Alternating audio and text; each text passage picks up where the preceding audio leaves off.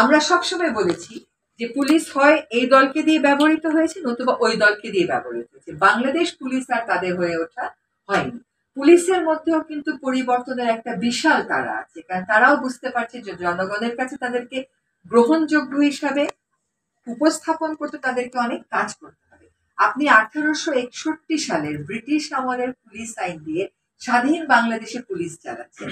ব্রিটিশরা কি বাংলাদেশে এসেছিল বাংলাদেশের জনমুখী একটা পুলিশ দিতে? তা তো তারা আসে নাই। ফলে সবগুলি আলোচনা হয়েছে। পুলিশ কমিশন যখন হবে, যখন জাতিসংঘের আমরা রিফর্মটা প্রস্তাবগুলো পাবো, তখন সকলকে নিয়ে আলোচনা করে আপনারাও তার পার্ট হবেন। আপনাদেরও তো পুলিশের কাছে প্রত্যাশা আছে, আপনারাও পুলিশি হয়রানির শিকার হয়েছে, কিন্তু আপনারা চান যে পুলিশের কাছে যেতে। আপনাকে আমাকে কিন্তু পুলিশের কাছে যেতে হয়, একটা কাগজ হারিয়ে গেলে বাসায় গিয়ে জিডি করতে হয়, মামলা মোকদ্দমার কথা বাদ দিলাম।